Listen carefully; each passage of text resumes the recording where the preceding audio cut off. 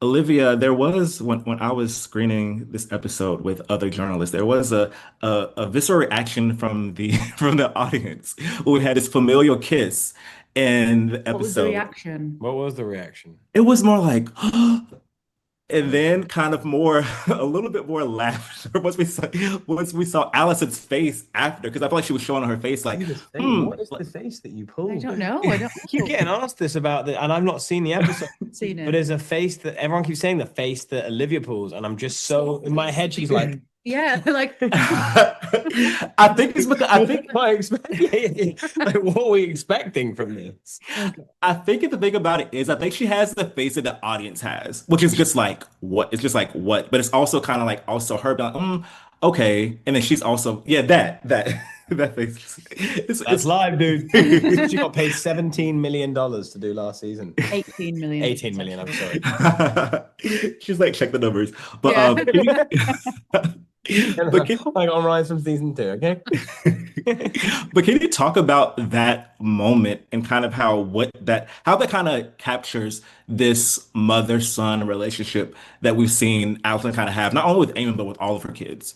Yeah. I mean, it's I think for Alison in that moment, it's just completely devastating and also just representative of how how much guilt and shame she has for being a ill-equipped parent, because something has gotten confused along the way with Aemond for him to have this sort of response to his mother. Even though this is, sort of like a Targaryen, sort of tradition, but there has been nothing in the parentage that would suggest that this would be reciprocated at all. So it's completely shocking, but she has to now, move very delicately and try not show any rejection Yeah. because that would spell her death and Helena's death possibly, and she just needs to get out of the Red Keep. You can see her processing it in real time. Like, hey, let me not do too much. Let me not do too little. Like, let me just continue to Yeah, stay the path, stay the path. What are yeah, your what posters have you got behind you? So Euphoria. this is Love Jones, which is a black romantic drama.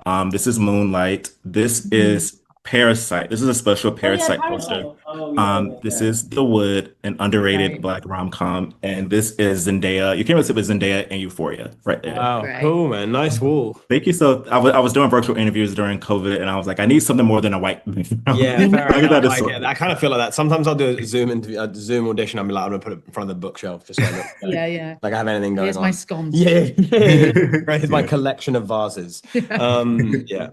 Awesome. Well, thank you both so much for chatting with Nah, me. I thank can't you wait for so the rest much. of the Really season. appreciate it. Enjoy the rest of your day. Thank you so much. And you and I have to say, there is this interesting familial kiss that happens Oh yeah. in episode 1. And I think everyone in the room kind of had a reaction to it. It was like, oh, wait, that's happening. And I think it just makes you think about the dynamic between Eamon and Allison, and also just his entire family throughout the first 2 seasons of the show. How would you describe this moment between the mother and son, and how it's kind of in line with where Eamon may be going in this season? That's a good question. I think, Eamon's growing up. He never felt like he had that love from his mother, and I think a kid needs that unconditional love to develop a balanced view of themselves growing up. And so, Eamon's perception of love and how to show it is skewed in that sense. And so, that kiss with Alison, it's almost I'm not too sure, like if it's him like either like a certain like a certain idea onto Allison and like he wants to pursue this romantically, or whether or not it's just that's how he shows love. And so I do like the ambiguity and the ambiguous nature to it in that moment as well. I do. I mean, it's such an amazing scene. Even the way that like the camera like lingers on the two of them in that shot as well. I'm really looking forward to seeing it at the premiere, to be honest, and like seeing how like the audience reacts to that All as your well. friends and family. With all my friends and family. Yeah. I can't wait. And I do think that, definitely in the premiere episode, Eamon is really feeling himself. Like, he is stepping into this role as, he believes he's the leader. He's putting that on everyone else that he is the one who's in charge right now. And it reminds me of how there's been a lot of talk of Eamon's motives as well from, the prior season, from, Aegon getting burned, whether it is for the Greens, whether it is for, he himself wanting to be in power. Do you think in this season, do you think his motives are a bit clearer, or do you think they're more like the kiss scene? Do you think they're more ambiguous? Sorry. Because I think, yeah, Aemond. I've always approached Aemond with like three core motives, which is he wants to win the war by any means necessary, to what lengths, and to what cost. He wants to behead Daemon Targaryen and place his head on a spike, and thirdly, he wants to, be with his mum. And, after the war's finished and he's won the war for the Greens, he can finally be at peace and relax with her, far away from any conflict, and just be, sat back on a Dornish beach drinking Dornish wine, you know? Gail, for you, I think whether that this is, sometimes deliberate or unintentional, I think that Alice is just such a hilarious character sometimes to me. I think there was this one there was this one moment in the premiere when the dragon seeds, they're talking, and then she's like, "Oh, you're missing the battle," and they're like, "Who are you?" She's like, "I'm awake," and I think that was just like, what do you mean? I'm awake. I'm here. I'm giving you this information, Yeah. and I think it's so interesting to see how she kind of morphs based upon who's coming through Harrenhal at the time. So how do you think? I know fans have been so interested to see how Aemond and Alice's story will pan out on screen since it's so much in the lore and in the canon. What's your excitement to see, this moment where these two characters finally come together? Well, I think we've seen Alice, like you were saying, yeah, you brought up a really good point, is that she definitely adapts to people, and she kind of like, she's a people pleaser, and she's an operator, and she gets what she needs, and she's moving the world around. But I think like what I think I've ached for, and I think like it makes it much more interesting is if she starts to maybe understand what she might need. And I think that takes like a special relationship to kind of expose that, and like kind of meeting your match in some ways. And so I think that Alice and Aemond kind of are a match in many ways. They're misfits. They're kind of outsiders, and I think that there's something about that kind of can hopefully maybe we'll see her like come into herself a little bit more, and like actually maybe like stop having to like please people so much, or like adapt or shape shift, or be as kind of guarded or mysterious. Or I think her mystery is amazing and special, but I think like she aches so much for like people to know her. Amazing. Well, thank you both so much for chatting with me. I can't wait to see the rest of the season, and I hope you both enjoy the rest of your day. Thank you. You You too. too. Thank you so He much. seemed to be wanting to, defend his mother's honor. He wanted this responsibility, and he kind of placed that responsibility above his own claim to the throne. Yeah. He really wanted to make sure that he was progressing the claim for the blacks, progressing, having his mother on the Iron Throne. So, do you think ultimately he would see his tragic death as a worthy sacrifice during the Battle of the Gullet? 100%. I mean, I don't think in that battle death even crossed his mind. I think he knew it was a possibility, but I don't think he really believed that it could happen. I feel like he truly believed that he could get through that without um, him losing his life. But ultimately, I think there's a reason he didn't let his mother go, and it all doesn't come from malice. It all comes from protection and wanting to keep her safe. So I think that, yeah, ultimately, I think it is a sacrifice because it was his life for hers at the end of the day. And yeah, I mean, as much as he was going to be on the Iron Throne one day, I think that he sees there's nothing more important than the now. And yeah. And Bethany, for you, I know Phoebe couldn't join us today, but I have to ask Bayla and Raina a question because I was rooting for my girl. I was like, she got her dragon. Let's go to the battle. I'm like, we're ready. And then I was like, oh, is this Oh, are we a fugitive now? What's gonna happen? So right? I want to know, like, what can you tease about the rest of the season, if will the sisters come back together, and just kind of like what this means for what's in store for us, because Sheep Stealer kind of got a little carried away, and it kind of had major impacts on the battle. So what would you say is in store for us without giving too much away? Well, I think she lost her damn mind. And now I'm going to have to pick up the pieces yet again. And I think that it's really funny because we've spent such a long time rooting for Raina and wanting her to have something that like cemented her role within this family. And it's just so unfortunate that this is the way it's happened.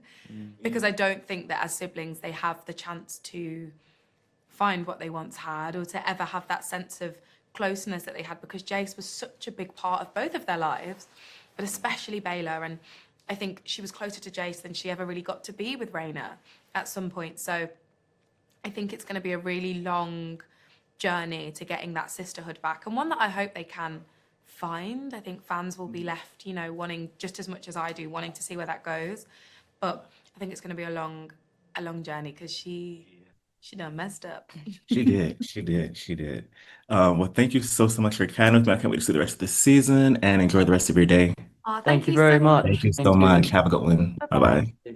Sure, for sure. And speaking of, just to get into a little bit of spoilers, when he revealed Egon's identity, in my mind, I was like, wait, what's going on? I'm like, wait, is there some sort of double agent scenario going on that I don't know about? But then once we see the fallout, I'm like, oh, okay, it makes sense because at least now they get to survive until the next day. So I think that's sort of like for both of you, how do you think that scene was key in understanding this journey and the trajectory that these characters are going on throughout that season? I think this is a key moment in that. Remember, it took time, didn't it? That scene took a lot of time because I to get the threat levels right, and it had to be clear that we were imminently about to have the head cut off. That there wasn't like any other. The only option left was to kind of unmask. The only way to stop from being killed is to reveal our identities, because they're not gonna kill him if they know who he is. So it just buys us time. Yeah, and it's what you were saying before about you do absolutely anything to achieve what we want to achieve.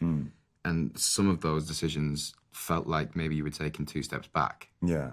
And Aegon just could not get it in his head what he was doing. He thought he was being double-crossed and already had trust issues with everybody anyway. So then seeing Larys do that. And originally in the script, it had Aegon being told to kneel for Rhaenyra and kneeling straight away. And I'd questioned that. I thought that doesn't feel right at all. I feel like it's the only thing he's got left to be defiant in that. And also, he's not used to being submissive at this point. He's just come from the Red Keep. He's not had any interactions with anyone other than Larys. So then it was incorporated into the scene that there was a bit of resistance there, which then ramped the tension right up, and the stakes really were raised as well, and the danger threat was way higher, wasn't it? Yeah. It was a fun scene to shoot that, and already you start to establish, okay, Larys is the thinker here. Larys has a plan. He's coming up with it on the spot, but he's already 10 steps ahead of Aegon. And I think Aegon eventually gets there and goes, okay, no, I put my trust in this man, and follow. But it's funny how like fortune favors that, isn't it? Yeah. Fortune favors that kind of thinking, that kind of ballsiness. Yeah, totally. Well, thank you both so much for chatting with me. I can't wait to see the rest of the season, and I hope you enjoy the rest of your day. Thanks, Thank mate. you so much. Thank you. Have a good one. Hello, Stephen, Abu. How are you both doing today? Very good, thank you. How are you, Trey? I'm doing great. I'm so excited to chat with you both about this season of House of the Dragon. I will be asking some non-spoiler questions as well as some spoiler questions, but I will let you know when we get to the spoiler questions so you can speak freely, a little bit more freely. Have you seen that? Yes, yes. It's a really good movie. Oh, okay. Love It Jones. is. Lorenz Tate and Nia Long. Neil, yeah. Amazing, underrated movie. We talk about Yeah. so many, we talk about a lot of black rom-coms, and I feel like Love Jones does not come up enough. We need more Yeah. romantic dramas like Love Jones. Yeah. Anyway, sorry about that. Sorry. No, you're good. You're good. But yeah, so I'll have some spoiler questions, some non-spoiler. I'll let you know when we get to the spoiler ones so you can talk more about the episodes 1 and 2. But my first question is, I just have to ask both of you, there's always a lot of discourse surrounding diversity and race within this franchise. And we have the Battle of the Gullet, which is probably one of the if not the most expansive, soon to be iconic action sequences within this entire franchise. And I can't talk to you both without knowing how important that is to see you all in that, to see Bethany and Phoebe and Clinton all in there, to know that like one of the I swear this is going to be an iconic scene, and to know that so many of the black faces are at the front of this means so much, and it feels like to go from the the early season of Game of Thrones, and we just really had Natalie's character and a few other characters just sprinkled in there, to know that one of the most impactful scenes of this series is going to have so many black faces in it. What does that mean to you as far as representation? I know it's kind of a cliche question, but like just when you look at it from like a bird's eye view and knowing how important that is, I think it means a lot. So I guess to ask like, what does that mean to you both? Can I? Please. So as a kid, you always play these scenes. You always imagine being in these epic wars and all this sort of stuff, but you never see anyone looking like you doing this stuff. You can only play and you can only imagine. So to now be a part of something as big as this, to be, to be like the next sort of, to see the next generation of, kids who look like us see this and be like, actually, this can happen. We can do this. That is so powerful. It's so monumental because it shows and it shows that we are moving forward. We are playing in spaces where again, like anyone can fight and play and be in these fantastical areas and it's cool and it's great and it can be emotional. So it means it's mammoth. Because as I say, like I don't think I've ever seen an epic or huge battle of this scale with diverse faces in. And it's just never been a thing that kind of crosses my mind. So now to have something that is there and knowing the younger audiences, people who want to be actors, people who want to tell stories, people who just want to, just see themselves as heroes, to have that there, I can't even begin to express how that feels, I agree. I agree entirely. I think this is. I hadn't thought of it as being iconic because we were just doing it, and I hope that people like it and value it for that. I think it's important because for all of the things that Abu said, we are striving. Well, have been striving for a world where it doesn't matter. But it's important at this stage that we see ourselves but the joy of it is like I've met fans of this show and they've said to me, "Oh my God, it was so glad when we saw you." Because it meant we had someone we could dress up as when we went to Comic-Con and stuff like that. And that's wonderful. But you know what would be even better, and I think children do this anyway, is that children of wherever they're from will see heroes, won't matter that they look different, and they'll just admire that hero. Yeah. Do you know what I mean? Yeah. That's what we're striving for. Yeah, ultimately. And so there has to be some kind of, at the moment, there has to be some kind of rebalance. Because certainly I'm way older than Abu. So when I was a kid, we were watching stuff and just going, where are we? Where are we in the future world or whatever it was? What's going to happen to us? And so we're making steps towards that. But that's the ultimate goal, is that a little kid from Norway dresses up as Alan of Hull. Do you know what I mean? It doesn't matter because he just likes the character. Yeah. He likes what that person represents and so forth. And I think we're way closer to that than we think. Yeah. But every so often, there are certain things. I don't want to get too political. But we know what I'm talking about. There are certain things that pull us back. But I think the arc of history is long. I think as Mr. And it is iconic. I wish that more audiences were able to see the big screen experience like I had, because it did feel like to that level of magnitude to see what was You saw it on a big screen. Yeah. Well, in New York they screened it for press in like a theater. So yeah, we got to see so we got to see the battle at a different range and not just looking at my computer screen or my TV screen. So I wish more people had that experience, but I know that it'll still have the same impact for sure. And Clinton, I was speaking with Steve and Abu about this as well. Just the fact that I can't speak with you all without just bringing up the fact about how there's always discourse about diversity within this franchise, within this fandom.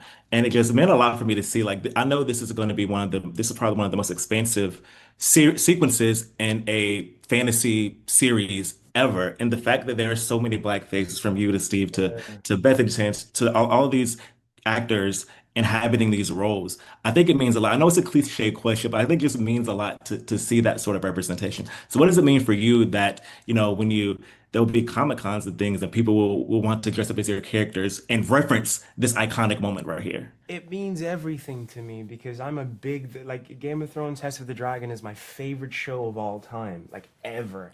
So to be in it and to have I remember I went to a convention because I love going to Comic Cons and conventions, and a guy came over and he brought his child and he goes, "Oh my God, you're Adam of Hall." And then he went over to little kid. He's like, "That's the Black Dragon Rider. Do you remember?" And I felt so much pride, and it was such a beautiful moment for me.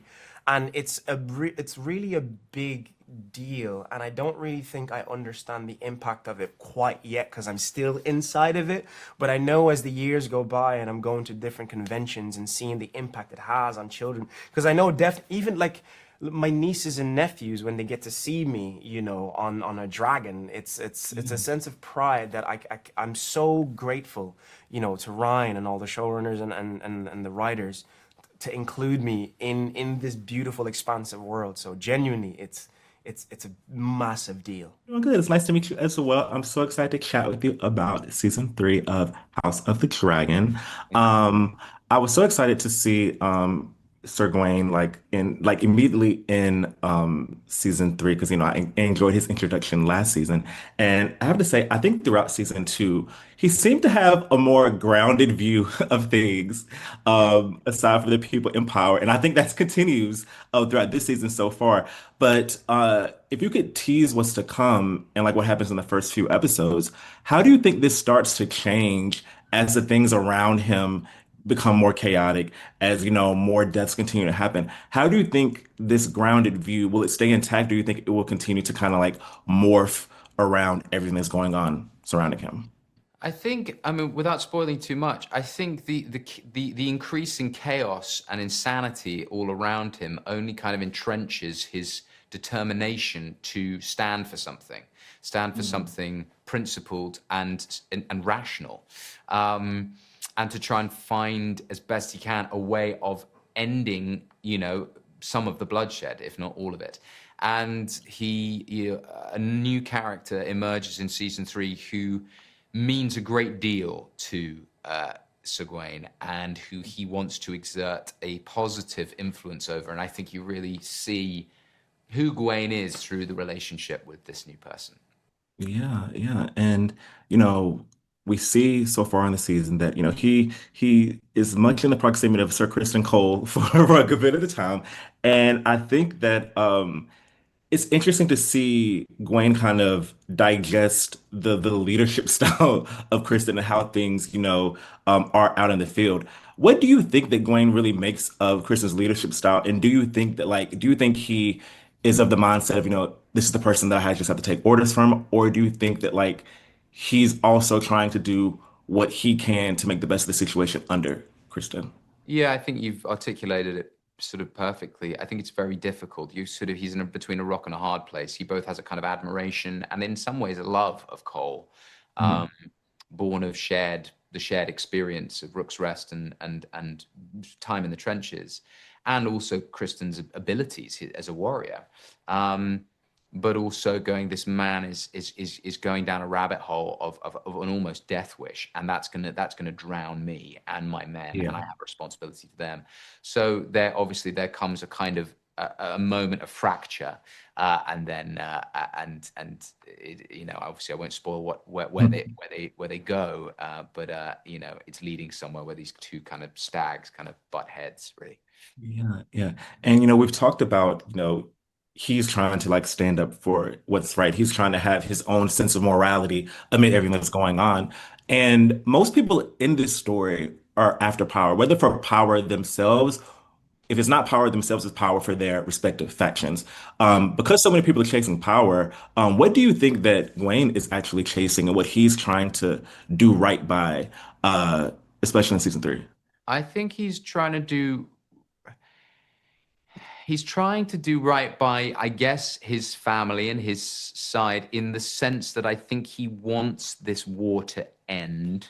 And that becomes more and more apparent, and he becomes more and more determined in trying to bring that about.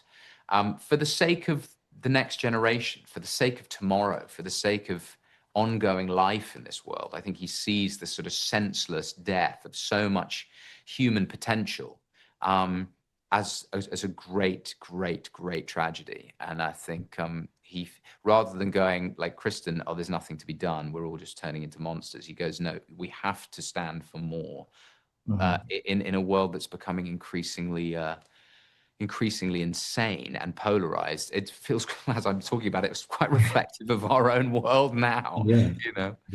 Absolutely, absolutely. And I know that at least so far, and I don't know what's to come, but we don't really see the siblings have much screen time together, at least so far. But would you hope the characters could intersect once again? And if not, what was it like working with Olivia, just trying to, even though it was quick, to be able to establish the sibling dynamic they have and how they're similar and different in different ways right away when you were introduced in season 2? Yeah, I would love to have more stuff to do with Olivia, and who knows, we'll see. I would love to, but it's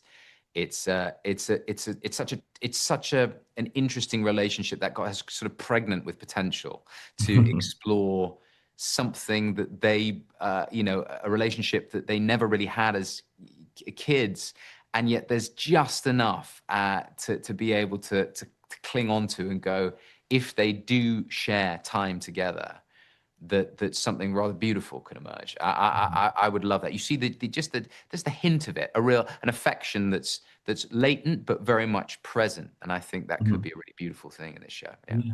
Yes, absolutely. And one last question. This will be a spoiler question, so feel free to talk to spoilers from episodes 1 and 2. With Rhaenyra returning to King's Landing in episode 2, what are the effects that you think it's going to have on you and your men out in the field? And how do you think this is like, what stage of the war does that propel this into? God, I mean, it's devastating. I mean, when you think that it's all over, and yet have to try and find some motive for going on. And what does the going on look like? Is that carrying on fighting despite, or seemingly having lost a war, or is that just going, let's give in and try and make peace? Or is that going to turn on a sixpence tomorrow, and maybe she suddenly, Rhaenyra, is not in the position of dominance that she thought she was. So hearing the news is shocking. And in some ways deflating, but you then have to find a way to keep going. Yeah. Yeah, absolutely, absolutely. Well, thank you so much for chatting with me. I can't wait to see the rest of the season and enjoy the rest of your day. Thanks, Trey. You too. Thank you. Have a good one.